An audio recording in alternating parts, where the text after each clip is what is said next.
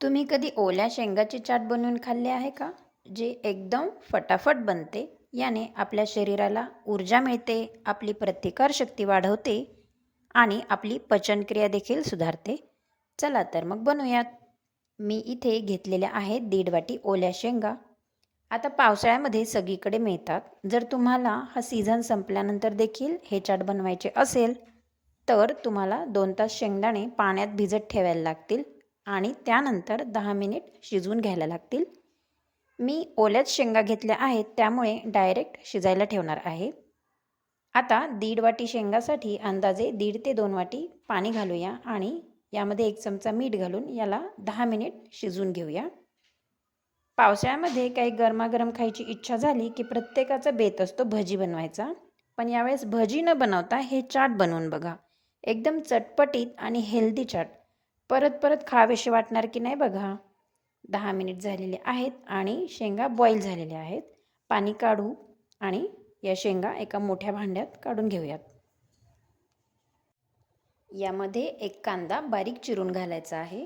चाटमध्ये आपण ज्या भाज्या ॲड करत आहोत, तुमच्या हिशोबाने त्याची क्वांटिटी तुम्ही ॲडजस्ट करू शकता. एकंदरीत कुठल्याही चाटमध्ये असं काही फिक्स मेजरमेंट नसतं. आता एक काकडी बारीक चिरून घालूया. काकडीनंतर मी इथे घेतल्या आहेत 2 हिरव्या मिरच्या आणि 1 लिंबू. लिंबाचा रस काढून घेऊया.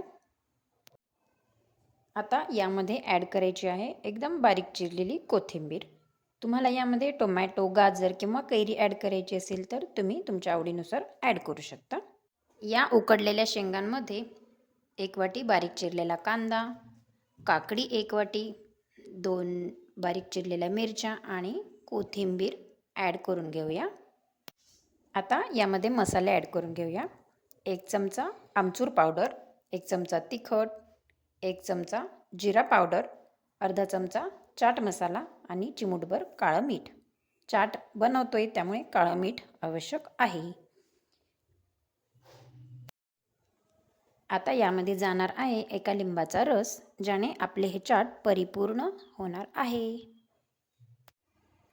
हे सर्व जिन्नस व्यवस्थित मिक्स करून घेऊया. आता हे चाट आपण घरी बनवतोय की नाही, म्हणजे आपण हे असं स्पूननी मिक्स करणार. पण हे तर स्ट्रीट फूड आहे, मग त्याचा फील नको काय यायला. तर हे असं टॉस करायचं. म्हणजे आपण जे यामध्ये मसाले घातलेले आहेत ते एकदम व्यवस्थित असे मिक्स होतात. तर आपले चटपटीत असे उकडलेल्या शेंगाचे चाट तयार आहे. चला तर मग फटाफट बनवायला घ्या. अशाच नवनवीन हेल्दी आणि टेस्टी रेसिपीजसाठी आपल्या चॅनलला सबस्क्राईब करा आणि व्हिडिओ आवडला असेल तर लाईक आणि शेअर करायला विसरू नका. धन्यवाद.